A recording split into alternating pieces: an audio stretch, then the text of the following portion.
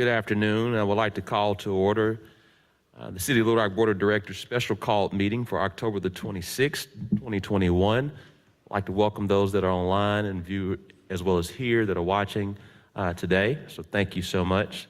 Madam Clerk, if you would, please call the roll. Director Miller? Here.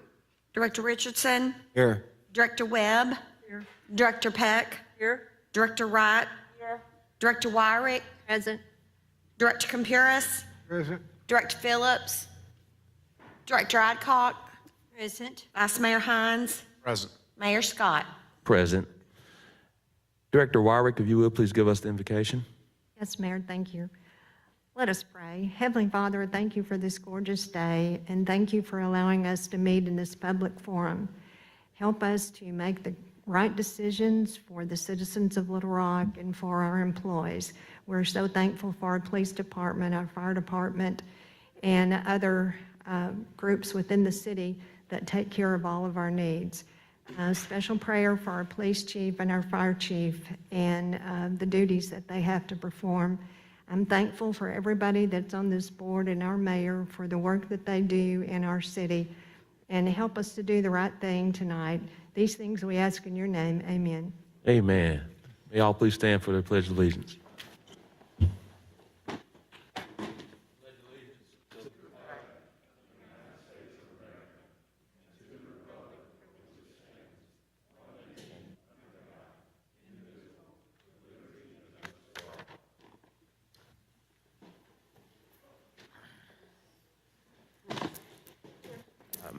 Members of the board, we know today has been a very good day here in the city of Little Rock, the state's capital city, as it relates to economic development, where earlier this morning, Trex, an eco-friendly composite decking company, one of the world's largest, decided to locate at our Little Rock Port Authority, making a $400 million investment with planned announcement of 500 plus jobs here in our city.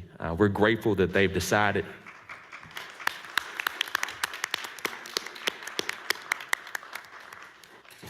as some politicians would say, this is a big deal. And we're grateful that this deal was closed. It's through the great teamwork of the Little Rock Chamber of Commerce, Arkansas Economic Development Commission, Global Location Strategies, the Little Rock Port Authority, Arkansas, Energy Arkansas, and most importantly as well, the members of the board who voted just a week or so ago to fund the land acquisition, $5 million to get this process going and to complete. And so I want to just take this time to say thank you before we move on. Jay, if you would, and I know also a quick shout out to James Reddish and Catherine Holstrom, who have been great team leaders, a part of this process, led by Jay Cheshire. Jay, if you would just kind of give a synopsis. This is a big day, so I'm going to take the privilege of the chair and go a bit out of order. I want you to kind of take this because it happens because of our teamwork and collaboration.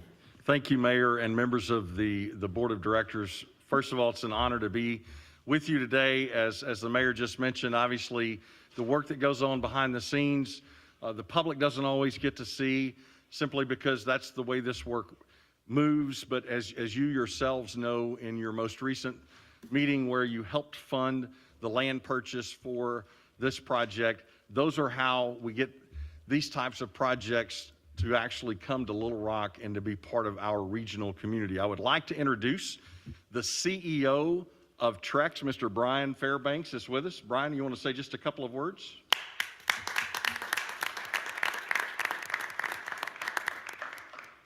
Thank you. It's great to be here today. I thank Mayor Scott and everybody on the board. A lot of work has gone into this over the past year and a half.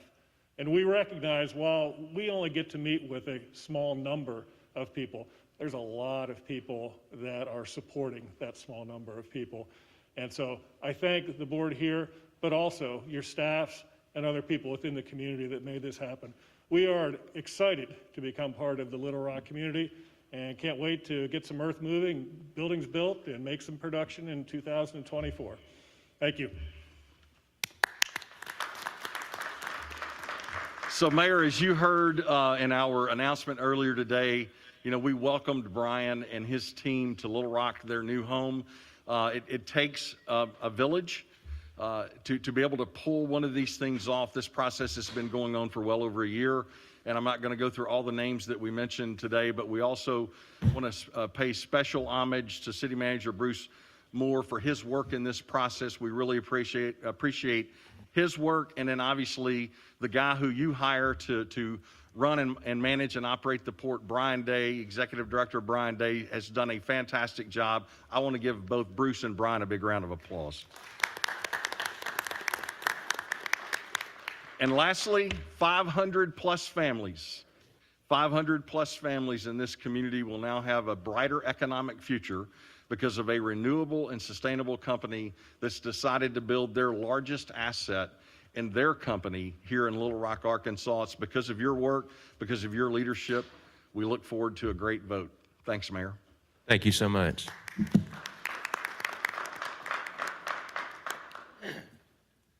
Madam Clerk, if you would, please read resolution number 1.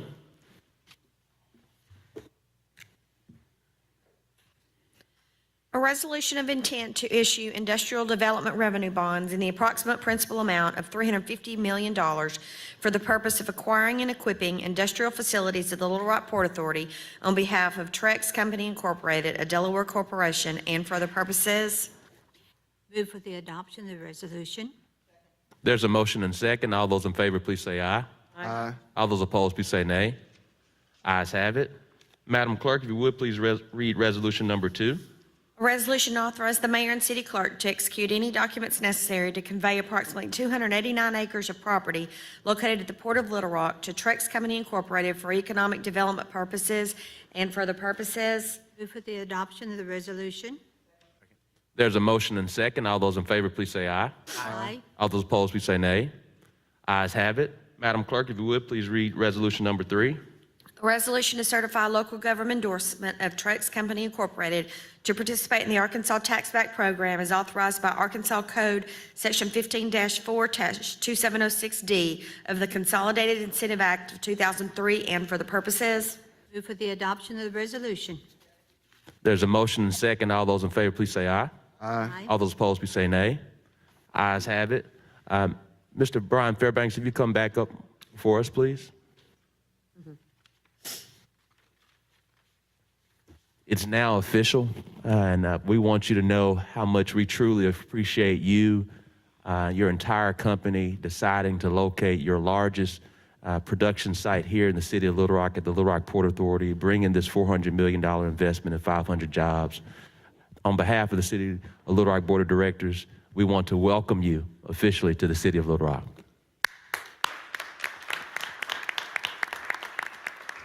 Thank you, and we look forward to working with the board and getting things up and running. All right, thank you so much. You guys have a great evening. Thank you. A motion to adjourn our special call meeting. Second. There's a motion and second. All those in favor, please say aye. Aye. All those opposed, please say nay. Ayes have it. This meeting is adjourned. We'll now start our agenda meeting.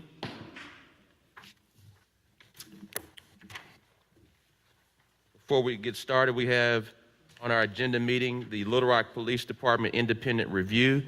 I do want to give some very brief remarks. Members of the board will recall in the summer of 2020, in response to requests from the community, from Little Rock Police Department leadership, as well as the Little Rock Fraternal Order of Police, there were calls at that point in time to have an investigation into the Little Rock Police Department's pattern and practices on a number of different issues. Through that process, we did respond with a locally appointed independent review committee.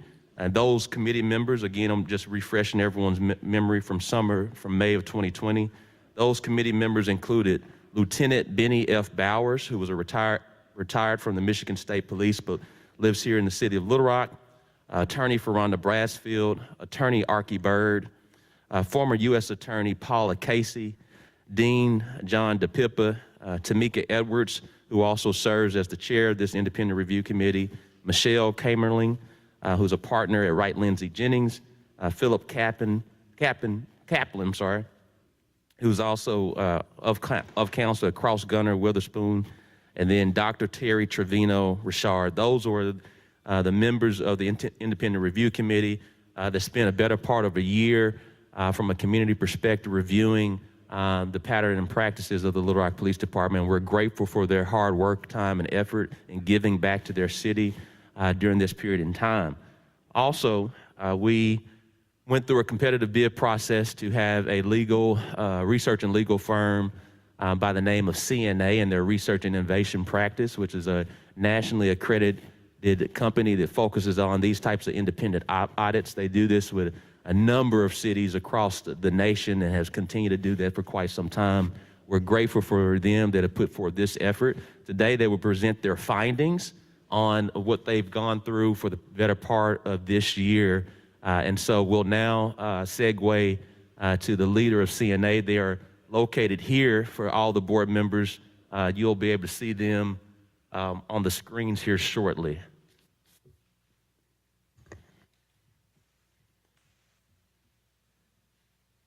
Hi, good afternoon. This is Tom Kristoff with CNA. Can you see me? Yes, we can. Okay, perfect. I want to thank you all for the opportunity to come here today and present to you our report. As was stated, we've been working on this report and this assessment for quite some time. So it's my pleasure to be able to discuss this today with you. I'm going to share my screen to do the presentation, if you'll bear with me for one moment. And everyone can see this, correct? Yes, we're able to see. Perfect. So again, thank you. Like I said, my name's Dr. Tom Kristoff. I'm a senior research scientist with CNA. Also on the presentation with me today is Ben Carlton, who worked on a couple of the sections, and I believe Dr. Chip Cauldron is also on the virtual WebEx for the moment. So a little bit of background about CNA. We're a company that's been doing research and analysis for quite some time. Our center, the Center for Justice Research and Innovation, has done a lot of work with a number of law enforcement agencies, and we're considered a national leader in law enforcement review, providing findings and providing recommendations. One of the things that I really want to focus on here, though, is that the biggest takeaway from this slide is that we are independent. We are an independent organization, and we are hired to provide an objective eye towards the topics in the work that we did. We had a number of goals and objectives. Like I said, we provided review and assessment on a number of topics. And I'll cover those in a second. But why? What was the goals and objectives? And so overall, we are looking at the Little Rock Police Department policies and training to not only see whether topics were included and whether they were addressed, but really how well that they were addressed. And so we therefore looked at different Little Rock Police Department policies, their training. We looked at the accountability system data, and just to see how well those reflected a fair and impartial process in the accountability. Our ultimate goal then became to clearly identify our findings, provide actionable recommendations that reflect national best practices. So these are the areas of review that we went through. I don't want to spend too much time on this slide since we'll discuss main findings for each of these sections, but I did want to briefly comment on the wide range of review that we touched upon. Like I said, accountability system, promotion, de-escalation, a number of different areas that were of importance to community members within Little Rock as well as others in the city. Our methodology, this is the various ways that we approached our assessment. We took a number of different approaches. We looked at Little Rock PD from various points of view. For instance, we reviewed the general orders, training, city procedure manuals, promotion material, organizational charts, among a number of different items. We reviewed and analyzed 5 years worth of accountability data, including officer and community member demographics, findings, discipline, and we did all of this to help us get a better understanding of the information that we were reviewing. And another way that we got that better understanding was we conducted focus groups with officers and sergeants, as well as conducted targeted interviews with Little Rock Police Department members ranging from the rank of officer to the chief. These were a number of the documents that we reviewed. I kind of went all over these, but we did look at several different things again to get in a 360-degree perspective on the Little Rock Police Department. Our focus groups, and again, I just kind of went through this with officers and sergeants, as well as the targeted interviews. So we'll now move to our main findings, highlighting some of those which are most relevant, but also discussing how they fit in with broader themes that we identified. Our report looked at 15 different areas of focus, but we collapsed them into 7 overarching sections. And throughout all of the sections, we made over 80 different findings, each with between 1 and 4 associated recommendations. So I'll go in now with as it relates to the accountability system. One of our main findings was the potential for subjectivity throughout the process. For instance, we found that there was heavy reliance on the chief's discretion, including at the initial stages of a complaint and determining the administrative path that the administrative complaint would take. Considering that the Little Rock Police Department doesn't have an objective framework for determining the investigative pathway, there's the potential for LRPD members to believe that the accountability system is not fair or is impartial, or not fair or impartial. Our focus group meetings with Little Rock Police Department officers bore this out to some extent. We did hear that concern. Related to this, we made several findings regarding subjectivity of terms and concepts of the accountability system, including things such as sufficient evidence to make a sustained finding, as well as the types of allegations which would receive an internal investigation versus a divisional investigation. We found limitations also with the manner by which LRPD gathers and categorizes their accountability system data, as well as the way that LRPD collects feedback from officers about their experiences with the accountability system. So for instance, we noted that in the 5 years of accountability data that we had, we only found 5 cases where a complainant was categorized as Hispanic. This despite an approximate 7.4% representation in the Little Rock community. Furthermore, community member demographics were captured in less than 20% of internally generated investigations. LRPD also does not categorize allegations into overarching types, severity, or whether the investigation was automatically opened in accordance with Little Rock Police Department policy. This would be instances where if an officer was injured on duty, that becomes an automatic investigation, and that they can't determine which is which, whether it's an automatic or not.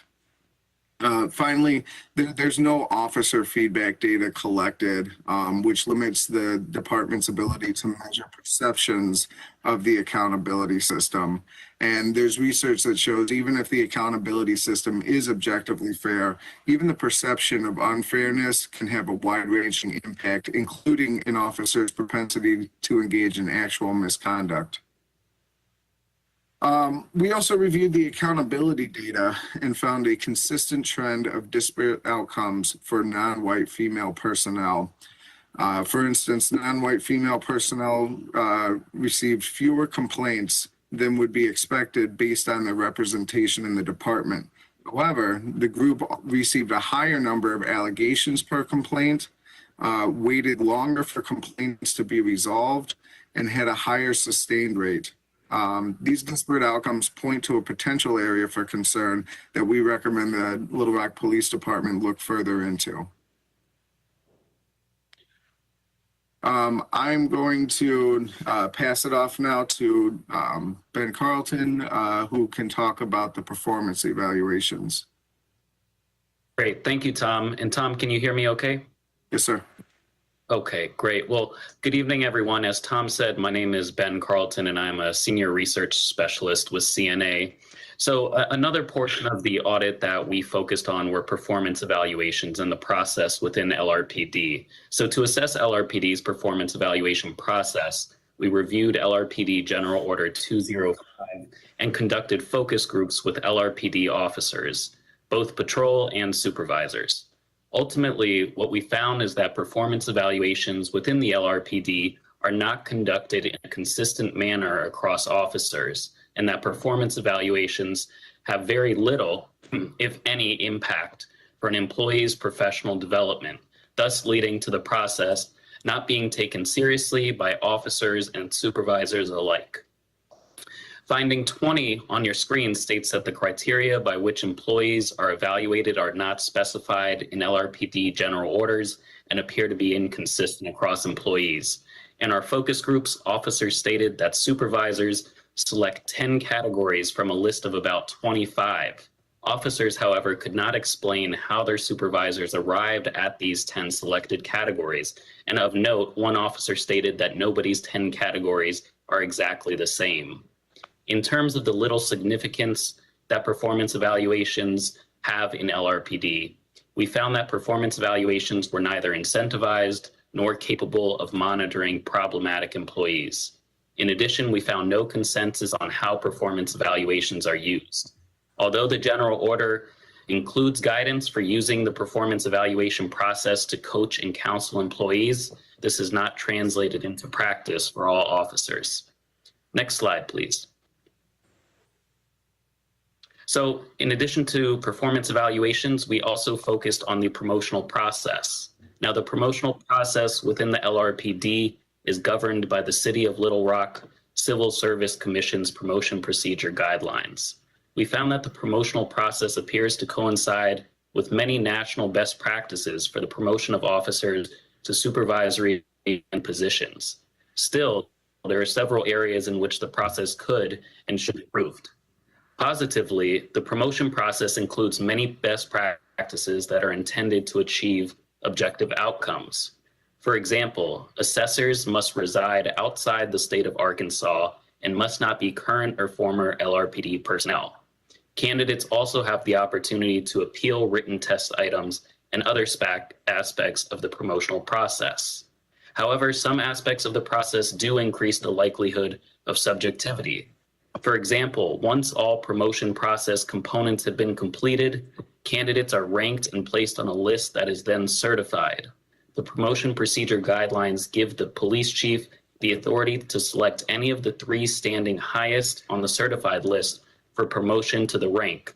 However, the guidelines do not clearly state what criteria are used to make this selection by the police chief. Also problematic is that the promotion guidelines do not mention factors that would make persons ineligible to apply, such as relatively recent sustained findings of misconduct. Next slide, please. So as part of this assessment, we also looked at training focused on de-escalation and cultural competency. Our goal in looking at these was to assess the extent to which these topics are addressed in Lrpd trainings and reiterated in Lrpd's general orders. Of note is that this audit did not involve us viewing the trainings in practice, so we could not assess the equality of the trainings that officers receive. To assess de-escalation, we reviewed Lrpd Academy and in-service training agendas, curriculums, post-training surveys, and general orders. We found that Lrpd's attention to and emphasis on de-escalation during in-service and academy training courses increased between 2016 and 2020.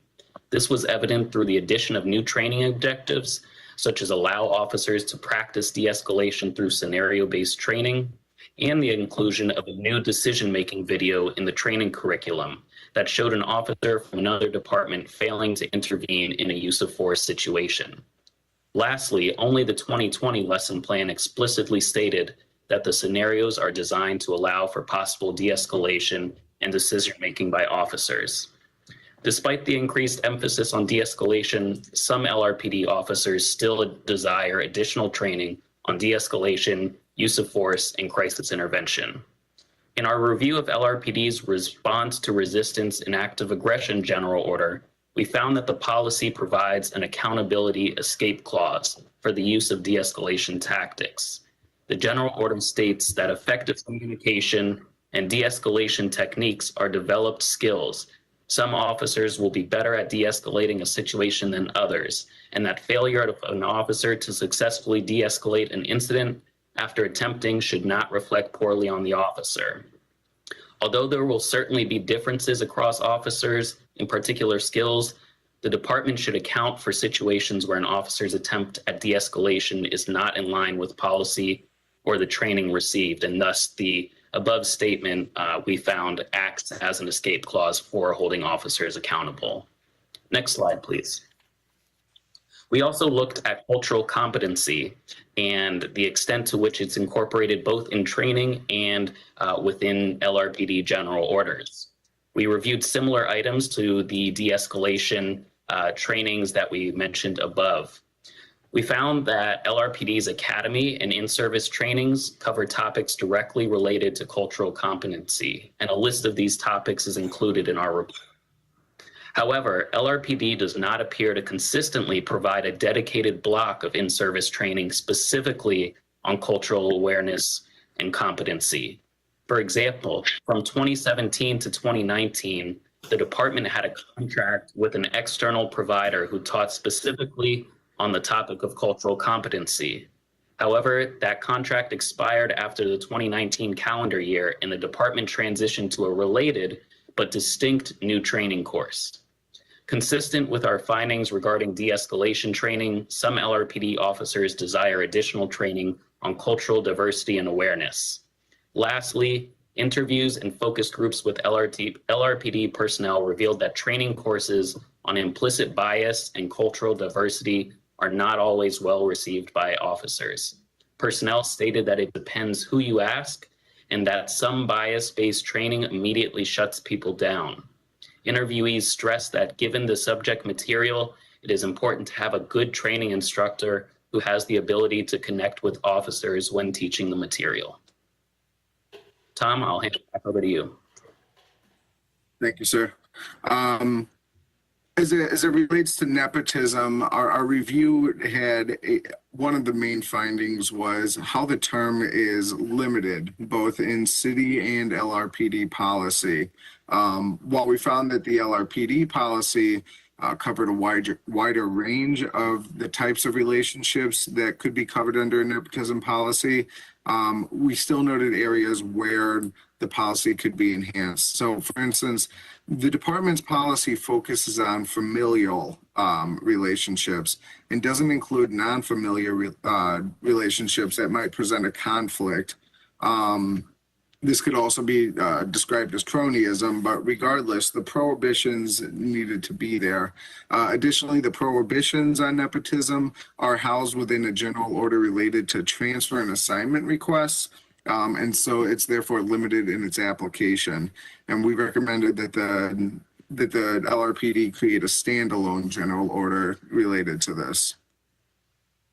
We also found room for improvement in the LRPD's policy on harassment. So one area where we found that it could be improved is recognizing that harassment can be based on a number of factors, including, we put in our report speech or weight issues or other characteristics. The general order is also at times unclear as to whether it's talking about racial harassment, sexual harassment, or harassment in general. And so we recommended that they clarify that. We also recommended that they remove Section 6 from General Order 212. Section 6 warns employees that they may be disciplined and subject to criminal proceedings if their allegations are determined to be not factual. And finally, we noted that the concept of harassment doesn't appear to extend outwards, at least explicitly, to community members. So we recommended that LRPD create specific prohibition against the harassment of complainants. As it relates to early intervention systems, early intervention systems are they're gaining popularity across the nation, and we do credit LRPD for having one. However, the current implementation does suffer from some limitations. One of the main ones is tying EIS to the accountability system when EIS systems are designed to be non-disciplinary in nature. We also found that there was extremely high raw number thresholds, which triggered an EIS alert and review of officers. We recommend that the LRPD create a standalone policy that includes comparative analysis as opposed to the raw number thresholds. As it relates to private LRPD's practices for maintaining the privacy and confidentiality of information, overall, we found that LRPD has adequate restrictions on the information sharing and maintaining confidentiality of documents. There are some areas where there could be improved. For instance, the current restrictions are spread out across multiple policies where it should be created a standalone policy. Additionally, LRPD could put into place a number of preventative measures. For instance, access to the record section is sufficiently restricted.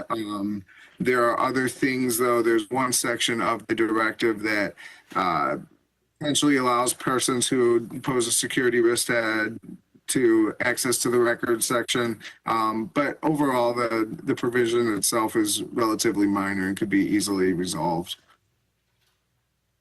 And I will pass this back to Ben, who did work on body-worn cameras. Thank you, Tom. So we were also asked to look specifically at a couple of specific policies, including policy related to body-worn cameras. And through our review of LRPD's general order governing the body-worn cameras, we found that LRPD allows officers to view video recordings for less than lethal force incidents prior to writing a use of force incident report. Now, there's considerable debate within the criminal justice field as to when officers should be able to review video in relation to writing a use of force report. On one hand, some argue that given limitations in recall after a traumatic event, viewing video prior to writing a report will lead to a more accurate report. Conversely, others argue that force must be justified by the facts known to the officer at the time of force rather than the officer's post-event review of the footage. There is merit to both of these arguments and currently no consensus on the issue. One potential solution that we recommend is for officers to write an initial report without seeing the footage and then writing a supplemental report where they can document additional information that officers were either not aware of or perceived differently or forgot as a result of stress. In reviewing the general order, we also found problems with LRPD's current review process of MVR BWC files. For example, the general order does not describe the criteria for which files will be assessed by lieutenants during monthly reviews. In addition, the monthly video review form that lieutenants use when reviewing footage does include any compliance criteria for the operation of the equipment, such as activation and placement of cameras. Next slide, please.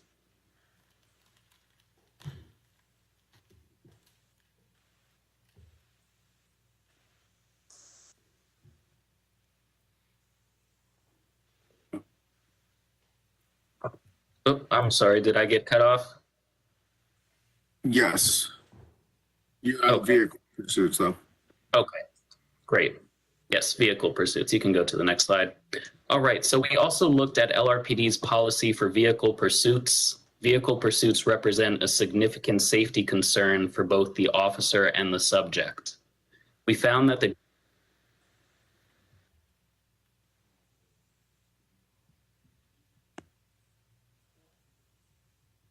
LRPD's general order permits officers to engage in pursuit driving while a civilian is in the vehicle. Even if someone has signed a waiver of liability, the policy should be clear that civilians participating in a ride-along should not be in a department vehicle during a pursuit.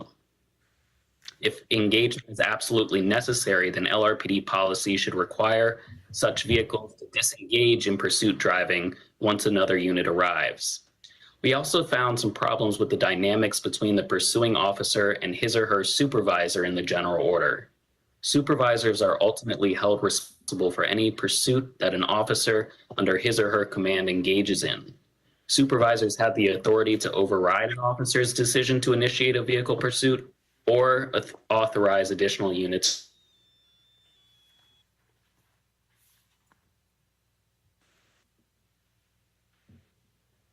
I believe Ben is cut out, and so I can discuss this a little bit before moving on to the next slide.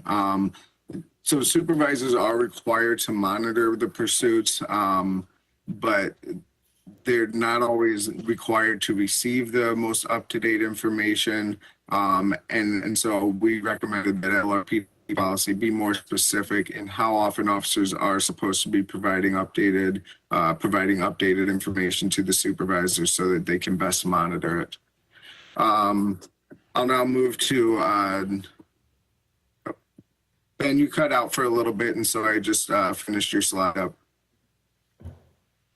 This is one of the pitfalls of virtual presentations, so I apologize to everyone in the room. With asset forfeiture, we recognize from the beginning that Little Rock Police Department does not have the ultimate authority in deciding what will or will not be legally forfeited. That decision is made by the district attorney's office. However, LRPD members do play a role at the beginning of the process, and we find here that clear direction to the members could be provided. For instance, the LRPD doesn't provide an independent standard for assessing whether a particular asset has a direct connection to the criminal activity. It also doesn't reflect federal and state guidelines. For instance, the Department of Justice Asset Forfeiture Policy Manual uses probable cause as the standard officers should have when initiating a seizure.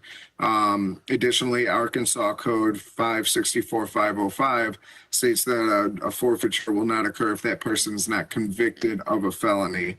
So we felt that LRPD's policy should reflect these elements. As a function of transparency, we also recommend that the LRPD memorialize how funds generated from asset forfeiture will be used. For instance, in our report, we noted that all or a portion of those funds could be used for community engagement or outreach, but also noted that regardless of exactly how the funds are used, memorializing those transparent guidelines could go a long way to remediating any community mistrust of the asset forfeiture process. And finally, we reviewed the department's directives on take-home vehicles. Overall, we found that their General Order 302, we found that it covered a wide range of important topics, but believe that there could be greater structure in exactly how take-home vehicles could be used. For instance, whether they can only be used for departmental purposes or whether they can also be used for personal reasons. We were also asked to weigh in on as to whether incentivizing take-home vehicles as an incentive for living in the city of Little Rock would be a reasonable approach. We believe it's reasonable. We believe that we would caution that there's mixed evidence on the impact of residency requirements on adverse interactions with community members. So for instance, use of force or complaints. However, with those, despite that, there are positive implications. There are potential other benefits for take-home vehicles, and LRPD will just need to make sure that their policies are updated if that decision is made or not. And with that, I want to say that I apologize for going going through it, we have a 104-page report that can be at times difficult to distill down into a presentation like this, but we're happy to answer any questions that you might have.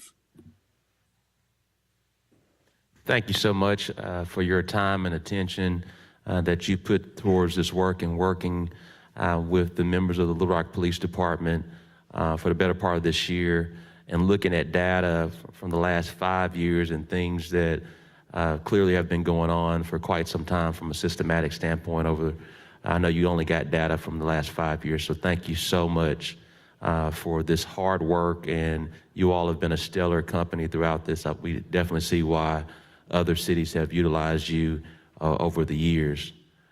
Director Wright? Your hand's up. All right. Director Wyrick? I'll try. Thank you, Mayor. I just had a couple of questions from the report. I plowed through it in the last couple of days. It was a lot to go through, so explanation today has been really good. How does this review that we did compare to our CALIA evaluation or our accreditation? Yes. Dr. If you'll respond. Yeah, so CALIA, to be accredited by CALIA, they create a number of different things that you have to do. CALIA doesn't do to the depth that an independent assessment like this will. CALIA will ask you to provide your policies, and it is, I believe it's a yes, this is sufficient, no, it's not. It doesn't necessarily reflect all the best practices that you might get from a comprehensive evaluation that we did. Okay, so you have a number of items in here that you say that the general orders need to be improved or changed. So if that's done, will it impact our CALIA accreditation? No, ma'am. Okay. Yeah. Your final answer was no, right? It's no, ma'am. I was going to add to it and say there's nothing that we would say that would run afoul of CALIA accreditation standards. Okay, great. You spent a little bit of time talking about internal investigations versus divisional investigations, and I think from the information I read, and maybe some of your comments were that divisional investigations should not lead to dismissals or harsh treatment to the officers, that if it was a big, strong issue, that it ought to be an internal investigation versus a divisional investigation. Did I hear that right? Did I read that right? I believe that's an adequate summary. Yes, ma'am. Okay. And did you look at the stats in regards to how many police officers were dismissed for the internal investigations versus the divisional investigations? Did you have that data? No, I don't believe that we did, ma'am. No. Okay. And then you went through the EIS, and I forgot what that stands for. It was just easier to write down the acronym for it. Early intervention system. Oh, yeah, early intervention system. It left me for a minute. So you indicated that this would be a non-disciplinary type of review for the police officers. And I took it to mean that it would be a tool for the supervisors to look at to see how an employee is reacting on the job, and that it would not necessarily be something that would create a disciplinary action. Is that true to say?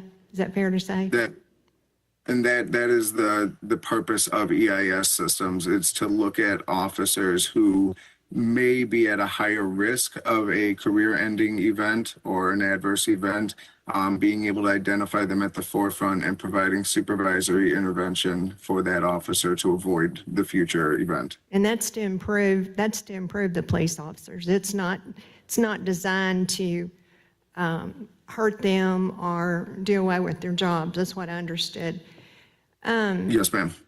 there was a graph that I saw, and it may not be in relationship to EIS, but there was a graph that I saw that there were more issues with police officers from 0 to 5 years, and then at 5 years, they sort of tapered off to little or no events. Was that the EIS system?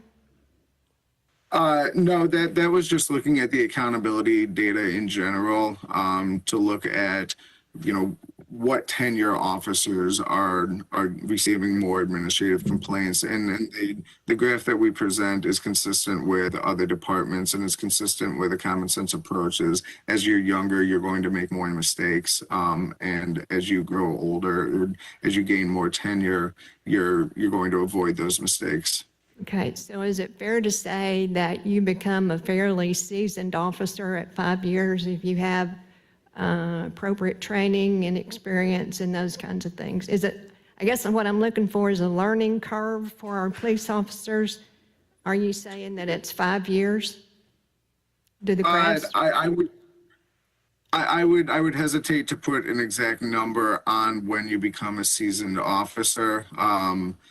There's a lot of different things. If you change assignments, you may not be used to that assignment, may not know all of the protocols to deal with that. But I do want to say that if it is not related to EIS, the number of complaints. Yeah. Okay, well, you had several graphs, and I didn't know, seemed like a couple of them, though the time frame was about 5 years. The body-worn cameras. So the issue with those was the idea that an employee could look at the camera or look at the footage before it was a week old. And you did not think that was a good idea. Yes. I apologize. I'm getting to that portion of the report, so I can reference exactly where we had it. So it allows officers to view the body-worn camera video recordings for less than lethal force events prior to writing the use of force incident report. The issue related to that is that use of force is supposed to be objectively reasonable from the perception of the officer at the time of force. By allowing officers to review the body-worn camera footage, you're introducing the potential for something that they didn't recognize at the time of force to now be included in their justification of force. And so what we would like to see is officers being able to say, this is what happened. And I'll let Ben jump in too, because I know he had done a portion of that video. Ben, anything to add on that part? No, Tom, the only thing I'll add is that there was, within the policy, the only restriction that we saw in regards to officers not being able to review their own footage was in relation to, deadly force and things like that. So this was getting at all of the other instances of use of force in which officers have to write their reports. What's the best practice? What's the best approach here? And as we kind of highlighted, there's still no consensus on that in the field, but there is sort of a middle ground that we thought, was the best to recommend to Lrpd in terms of being able to write it, but then being able to supplement it later on. Okay. I got one final question, and then I'll yield to someone else. I don't know if you went over this or if I read it in the report, but there was an item in there that talked about vehicle pursuit. And it talked about that whoever approved the pursuit in the beginning should continue on with the pursuit to the end. And I guess that's if the supervisor's involved and they approved the vehicle pursuit. Did you see a history in the city of authorizing a vehicle pursuit and then someone else taking over in the middle of it? Did you have those stats? No, ma'am. No, you didn't have the stats, or you didn't have a history? No, we didn't have those stats of whether another supervisor took over. Okay, so why did you ask that question or make that statement? What triggered you to make that statement? Just as a policy issue. Yeah, that statement was made because it was not specified within the policy. It mentioned several times, supervisor, but didn't specify that it should be consistent in the supervisor that's making the decisions, especially if that supervisor, as the policy states, is ultimately being held responsible for any pursuit that those under his or her command engage in. Okay, so you were just saying that because you thought that ought to be the policy and it should be written in the general orders then? A lot of our findings looked at the vagueness or how well the policy clearly identified things. With accountability, you need to make sure that things are clarified so that there's no question as to whether or not there is misconduct. And so by having those clear definitions and by having those clear guidelines, you're having fairness for community members, you're having fairness for the officers as well, to avoid any concern with a partial or unfair accountability system. Okay, that's all I have. Thank you. Director Thank you, Richardson. Director Richardson. Thank you, Mayor. Two quick questions. One, first, I want to thank you guys for your work. I think, unfortunately, a lot of times when there's a request for an objective assessment of how we police our community that's been couched as anti-police, we went through that in the 90s when we went through the gang intervention and gang activities, and a lot of us were saying helicopters are not needed. It's not helping us stop gang participation. It's partnerships with community-oriented policing and our neighborhood providers. And where's the helicopter today? It's gone. I see that this size of the activity we had wasn't needed. So I thank you guys. But one of the things that I'm curious about, you talked about a general order about take-home cars and whether or not they're going to be allowed for personal use or official use. How would I know that if the car is in Conway? How would you know whether it's being used for personal reasons? Yes, sir. How would I know that if the car is in Conway or Malvern or Benton or Bryan or Cabot? How would I know if that car that was allowed to leave the city was being used for personal uses? There would have to be safeguards against it. I know that you can use GPS, geolocating for police cars. I think the question that we were asked is,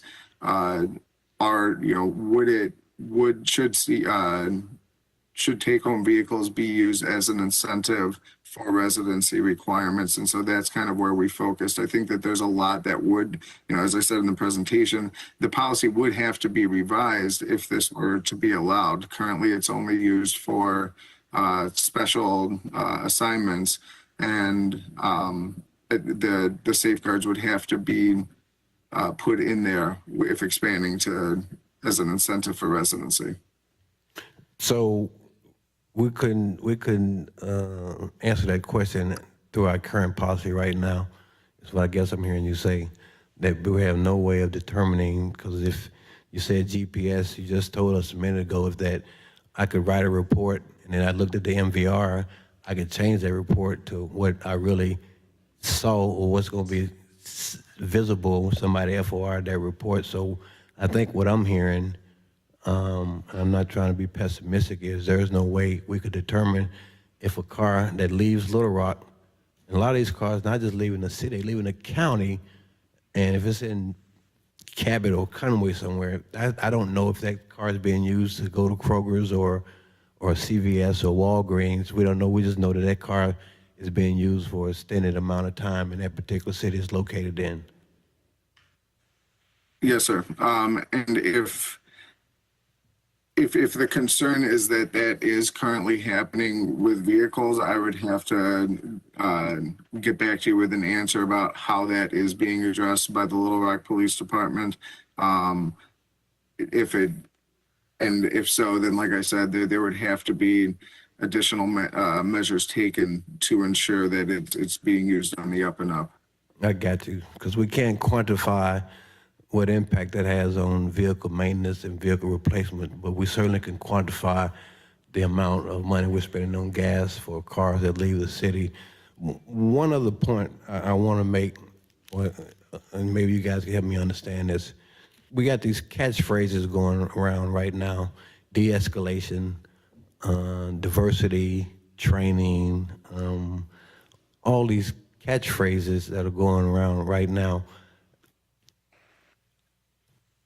How do you train sympathy and empathy when you have people who come from homogeneous communities, that I like to incorrectly say homogeneous communities? How do you train empathy and sympathy with this diversity training and all this training we're doing to make them more friendly to the community that they're serving?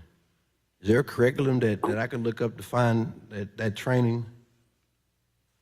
There are curriculums out there related to de-escalation, related to managing bias. I think the question that you're asking is less about how do we train versus how do we make sure that the training is effective. And that is where I think a lot of police departments have the ability to improve. You look at whether the training was well received by officers. You look at whether there's knowledge improvements, whether there's attitude improvements.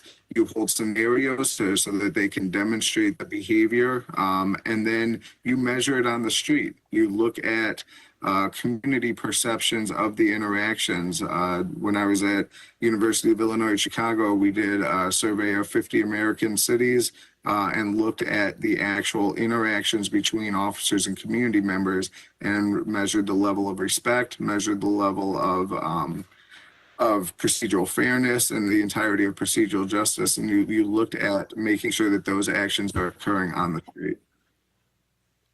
Thank you, because I think there's a general perception that we police certain parts of our city differently. I think that would be important to know. I think there's a feeling that parts of Little Rock we protect and serve. I think parts of Little Rock, the people who live there feel like that we're just patrolling and controlling. And Bruce, I have one quick question for you since the mayor snuck out on us. I know for a while you and I have been talking about our hiring process. And I know this because I know of 4 young men who were good athletes and good students. They applied to be police officers. They passed an objective physical test. They passed an objective written test, but failed an oral test, which it could be subjective, depending upon who the panel is. And I know you and Chief Buckner and I talked about that. Have we changed that process at all?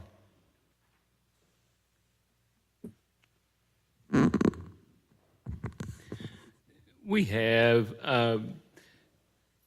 First of all, the panels are very diverse. That's the first very critical point. Secondly, and we're not, when I say this, we're not lowering our standards at all, and I think that's important. But, you know, we need recruits, and we're not turning people away just on a whim.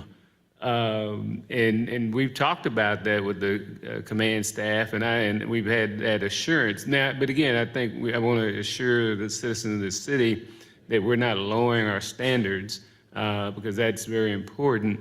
But we recruit very hard across the city, across the state, across the region. So we continue to adapt. Look at best practices around the country on how we can enhance our recruitment and our retention once we hire them. Well, all these young men went through the class. They went to recruit. They went through the school. They went through the class, and none of them were offered employment. 3 of them are police officers in North Little Rock. One is in the military, and another is a police officer in Conway. And I guess my question is, what are we asking them on the oral test that we're not asking on the objective written exam? Are we looking at enunciation or body movement? I mean, what's the difference? Why would we already have a written test that's objective, and what are we asking on the oral test that we're not asking on that written test? And I'm not sure the answer to that. Well, you probably couldn't, but we need to look at that. I mean, are we looking at the enunciation of words or body language? So why is there a need for an oral exam? They just passed a written exam, which is objective. An oral exam could be subjective, depending upon the makeup of the panel. And that's always confused me whenever we talk about lowering our standards, and we don't want to lower our standards, and we can't find people who want to be police officers. I think that's somewhat disingenuous. I think it really has a real negative impact on our ability to get people from the city of Little Rock who live in the city to be police officers and want to be a part of helping keep their city safe and protected. And I think it creates some of the frustration that we're seeing in some cases. I want to thank you, gentlemen, for the work. It's wonderful work. You brought up some of the issues and questions that I've been thinking about since I've been on this board, and I think it's well received, hopefully. Sometimes when you have an objective assessment of the police department or any kind of evaluation, it's couched as anti-police, but we never have that same kind of feeling or saying when we ask that of our youth programs that are being served, that we're funding, that are being evaluated and monitored. When we ask, can we look at doing this differently? Is there a better way of doing what we're doing to produce better results? And I just think that you guys, I like what you've done, and Mayor, I support you in your recommendation and what you said in your email you sent to us. Thank you so much, Director Richardson. Vice Mayor Hines. Then after Vice Mayor Hines, Director Compures. Thank you. Earlier you said that what you consider best practices, so I'm trying to figure out what, if CALEA is made up of police chiefs in the United States and they have a standardization process, what makes your best practices that you look at, and what are your standards for best practices versus what CALEA does? Because it sounded like you were kind of saying CALEA's standards aren't quite up to what your standards are, and I don't know I know the methodology behind CALEA standards. I don't know your methodology and where you go to get those standards. Sure. So as it relates to the best practices, we relied on the President's Task Force on 21st Century Policing, law enforcement best practices, lessons learned from the field, the guiding principles on use of force, as well as other academic literature and model policies as the foundation for our developing of best practices. And to be clear, I hope that it's not coming off as we're saying CALEA is not a positive accreditation process. It is. There's areas where even CALEA accredited agencies, their policies could be improved.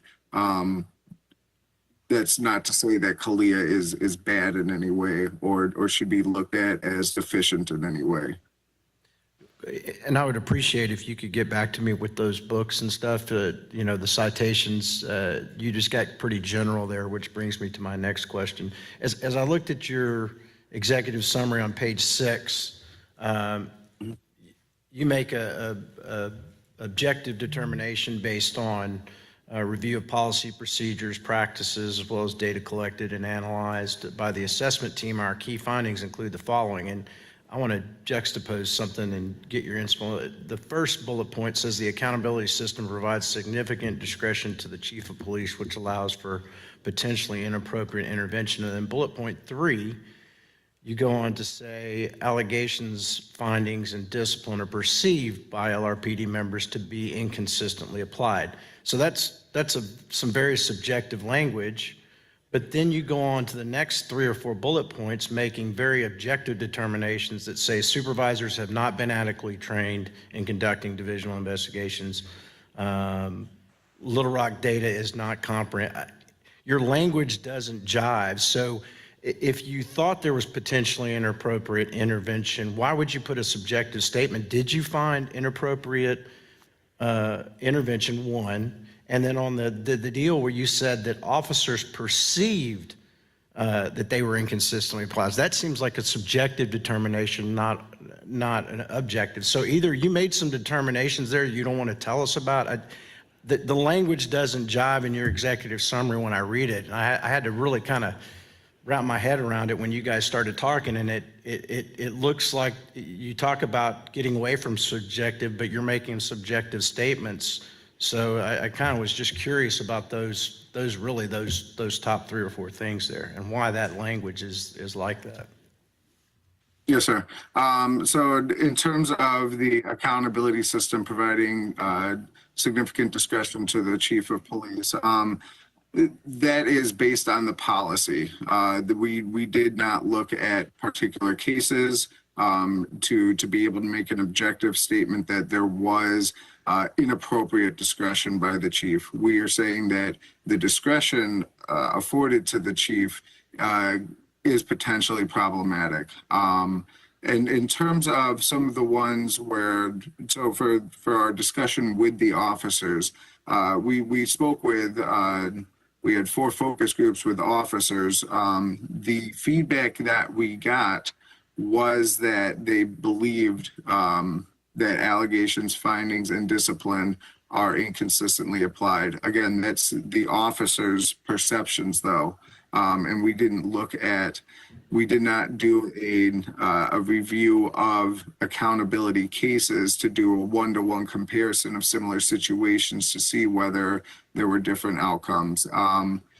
In terms of the other things, though, supervisors have not been adequately trained in conducting divisional investigations. We were told that it was on the street learning, but that there was no formal training in conducting the divisional investigations. In terms of other elements of the accountability data, those are data that we have. So the ability to make an objective statement about the comprehensiveness of the data points, those we had the data for that. All right. And it seems like you're switching between subjective and objective, and so that's where it just gives me great concern. Because in one instance, you use data to drive you to an objective determination, and on the other hand, you don't look at any of the individual actions by the said individuals to make a determination, just saying that it potentially could lead to inappropriate, and then the perception, it just seemed out of kilter for the rest of your report. Yes. The other question I have is, we were talking about officers who've been on the job, and I think, did you look at how our officers are trained in those first 1 to 5 years versus officers? Maybe the younger officers have a lot more scrutiny on them when they're first on the street as new officers. They're with the field training officer. Did you make any determinations as to maybe that had something to do with the elevation of more, incidences with those 1 to 5 year folks? I think there's merit to that. Like I said, we did review the academy training. We reviewed the in-service training that officers have received.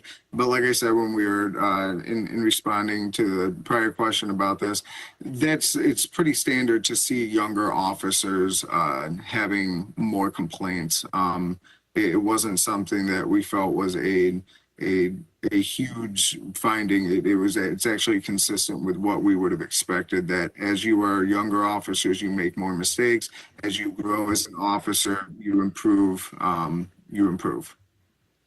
right. And then on your use of force, are any of you all trained as psychologists or use of force experts in your analysis? I mean, where do you get your basis on our use of force opinions?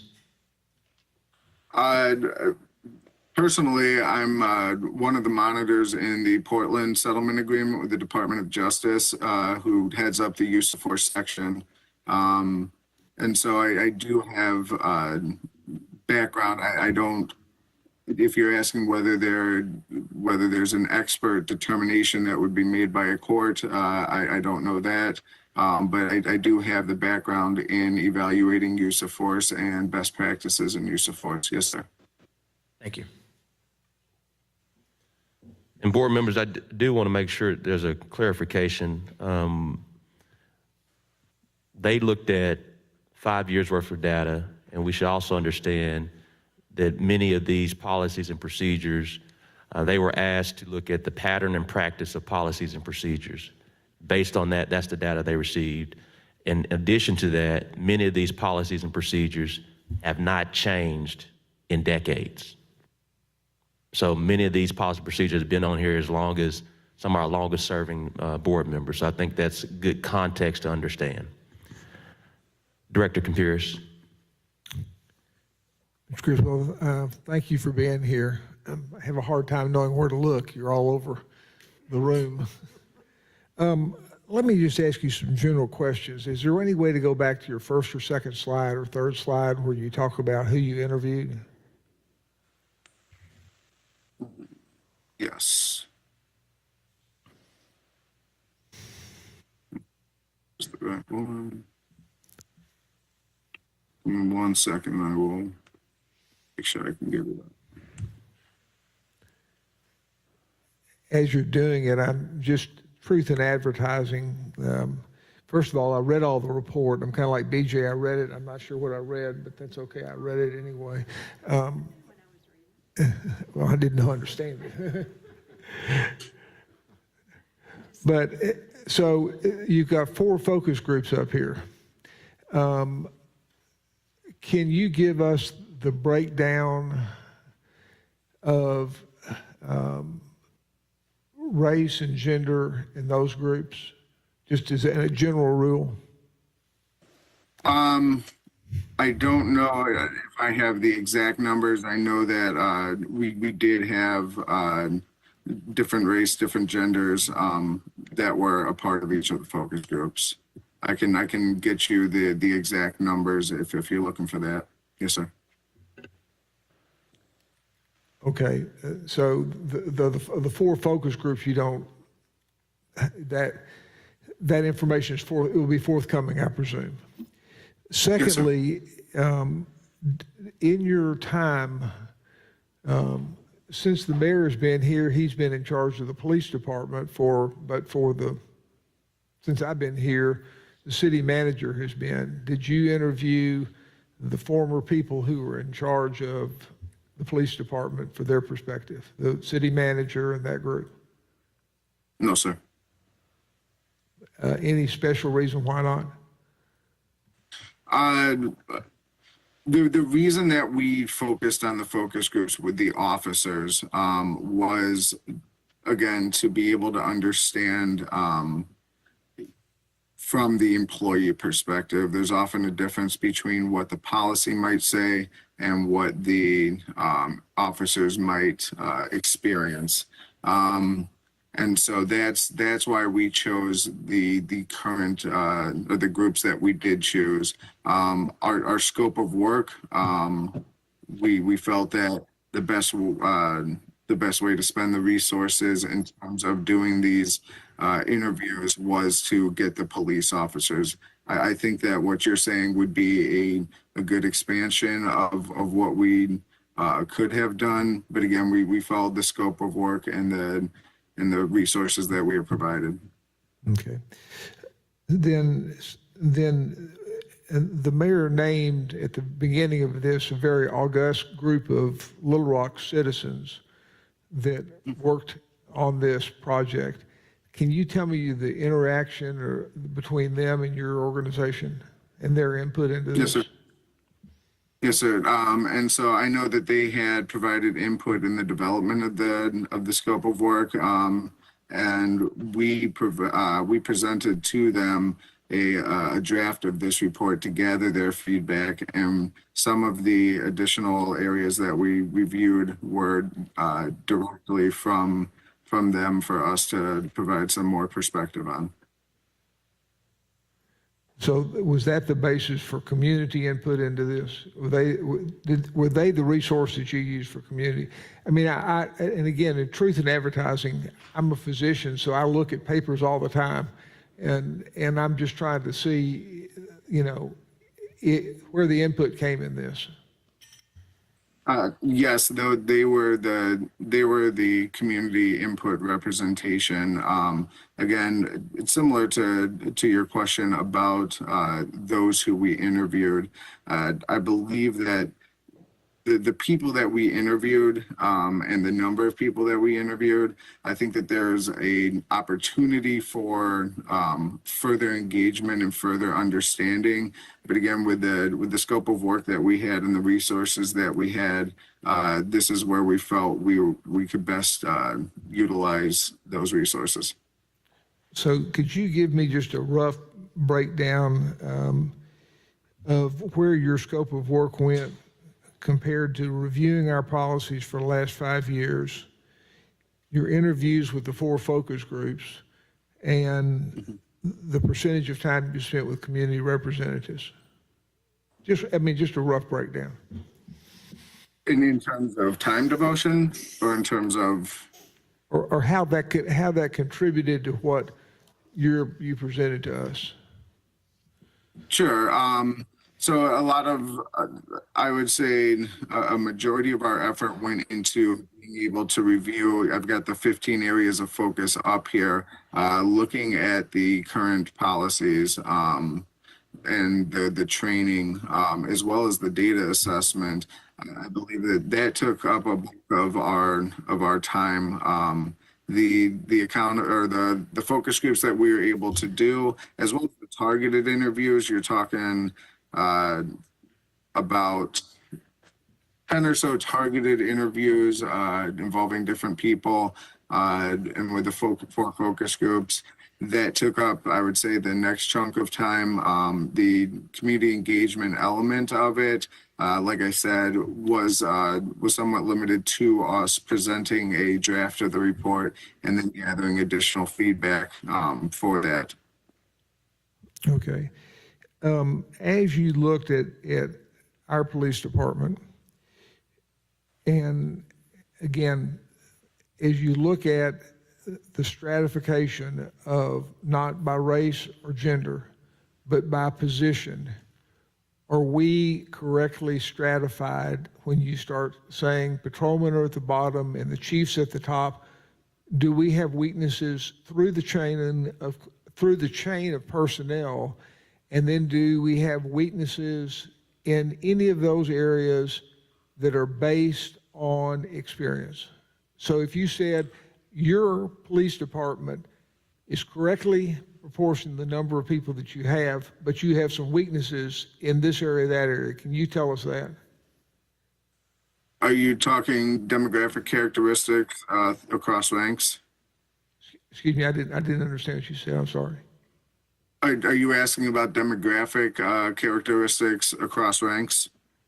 I'm asking, are we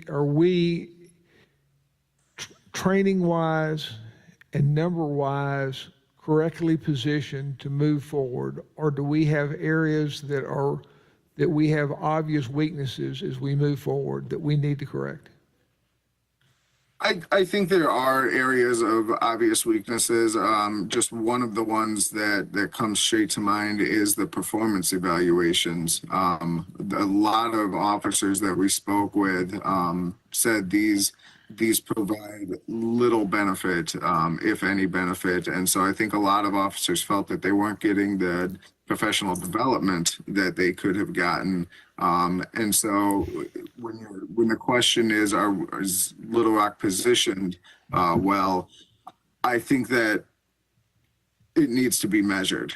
It needs to be better understood where exactly the officers are, and currently the performance evaluations don't provide a reliable metric for that. Well, let me see if I can try it one more time, then I'm gonna quit. Do we have enough patrolmen? Director Compeers, that's not part of their scope of work. We do have a staffing study that should be complete in the next 2 months. I believe those are the questions that you want. That wasn't a part of the scope of work. Okay, and then, I read a lot of these reports and I never know how, when you read this, and you compare us to another municipality of 200,000, give me what you think our strengths and weaknesses are compared to the other groups that you do.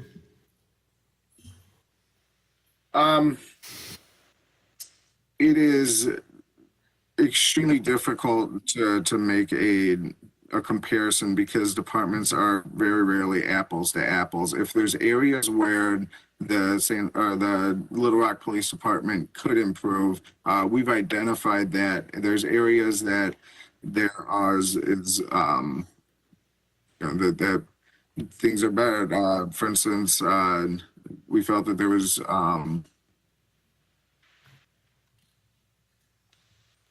again, it's difficult to do a comparison unless you have an apples to apples ability to look at statistics. There's areas that could improve. I would say that overall the department it's a overall sufficient department, but I would not want that to become the only thing that is said from here. There's definitely areas for improvement. Well, there's always areas of improvement. But I mean, you're not going to give us an F on this, our report. Correct. I would not say that the department is F worthy. No, sir. Okay. Well, thank you. I appreciate you being here. Director Phillips. Thank you, Mayor. And if I could, I would have raised my hand twice because I also would like the floor before we start the consent agenda. But I do have a couple questions. First, I want to thank CNA and the RRC committee for the time and effort to put together a 100-page report. I hadn't had the privilege to read all 100 pages like some of my colleagues, but did get a chance to go through the findings and have a couple questions that should be pretty direct. I heard a few people talk about the time frame, and they said 5 years. What 5 years? Was that the immediately preceding 5 years or a different 5 years? Yes, sir. Immediately preceding. Okay. Secondly, I did not follow the conversation. There was something, I think you were speaking about some disparate treatment for non-white female officers, and I just didn't follow that. So could you try to sum that up for me again?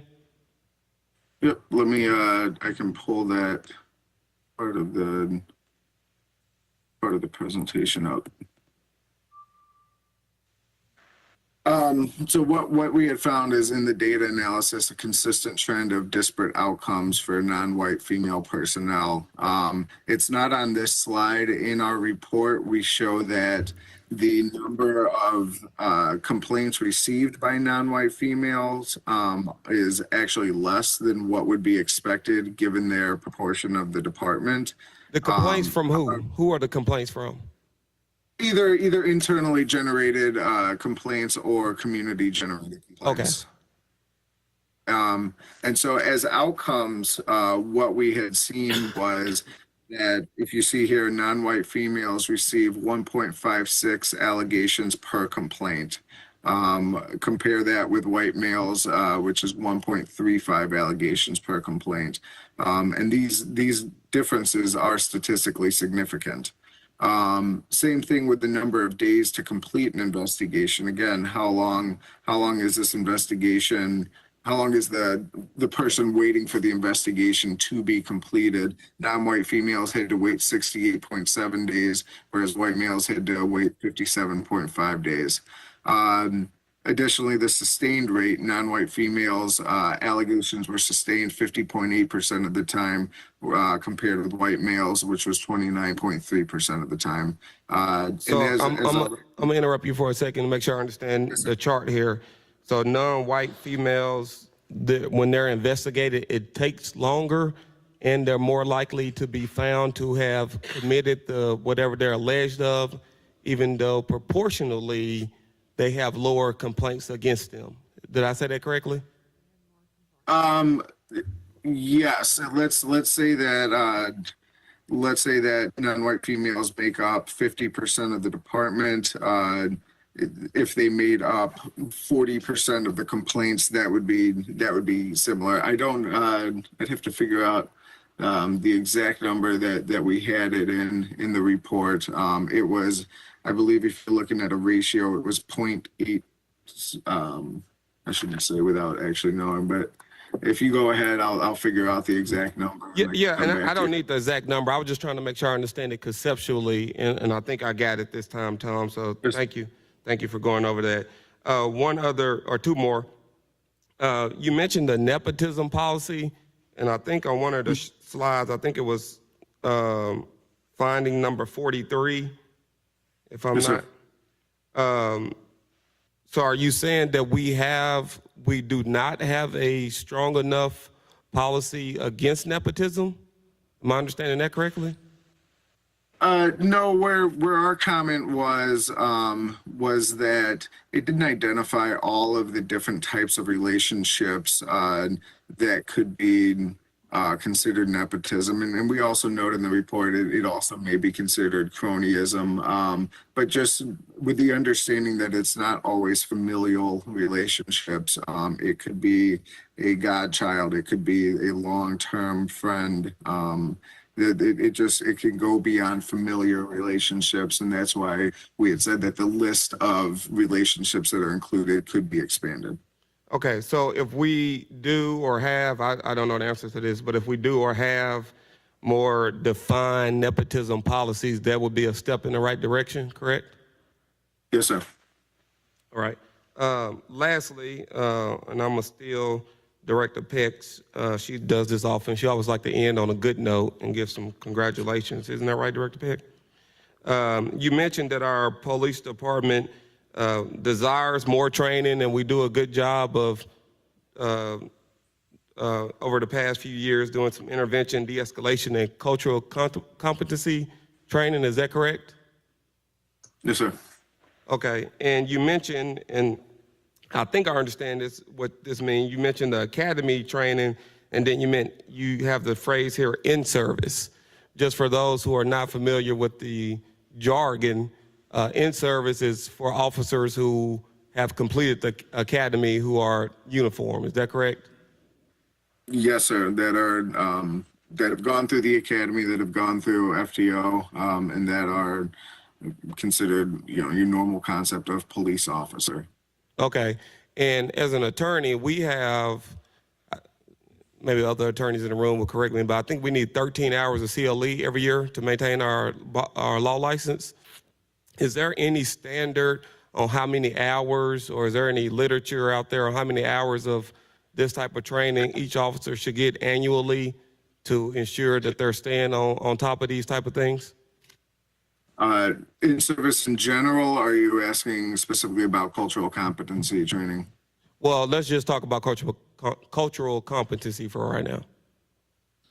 Ben, do you remember if there was a standard number of hours per year on this? No, I don't recall there being a specific standard, but just it being an annual, receiving annual, and all officers within the department receiving the training, not just patrol officers, but supervisors as well. And certainly, want to emphasize that it's also quantity can be important, but certainly the quality of the training is paramount when it comes to training related to cultural competency, diversity, implicit bias. So, but I am not aware of any gold standard in terms of a certain number put on how much cultural competency training one would have. Okay, well, thank you for that, and I do want to again thank you guys for your work, and I'm happy to know that our police department is happy to are going through training and happy to receive more training on these issues. So that's welcome news to me. So thank you. And Mayor, if I Director, could, I would like Director Phillips, we have a couple more board members. I will come back to you. We have a couple more board members that have raised their hand. Okay. Thank you, Mayor. Director Adcock. And I'll close out after Director Adcock. Did your report show a summary such as the things that we need improvements in and the things that we're doing